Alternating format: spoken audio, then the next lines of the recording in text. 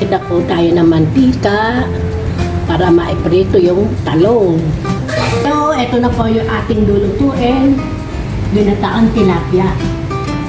Ito po ang kanyang mga sahog. Tilapia. Bigyan po natin ng gulay. Pechay, talong, tsaka malunggay, sile, bawang, luya, sibuyas, kapirasong tanlan po. Yan. Magpiprito na po tayo ng talong. Natin ang talong. Yan.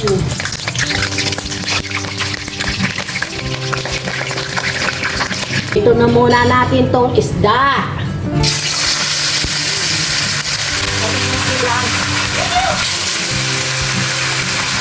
Ang sibuyas. Yan. Yung tanlan. Yan. Dalawang gata. Yan. Ilang po natin. Yan. Parang kakanggata na rin po ito. Yan.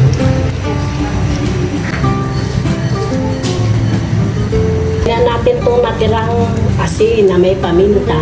Yan. Bigyan na po natin itong isda. Ayan. Ito ang init. Yan.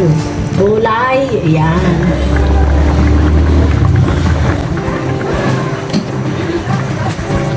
Ayan na.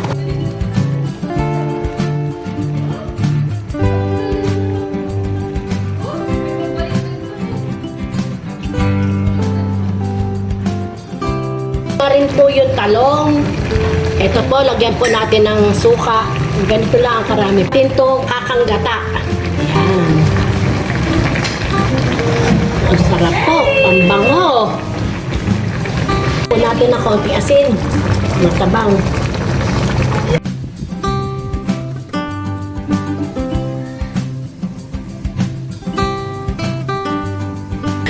Kain na po tayo.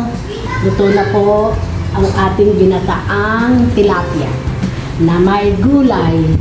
Kain na po tayo.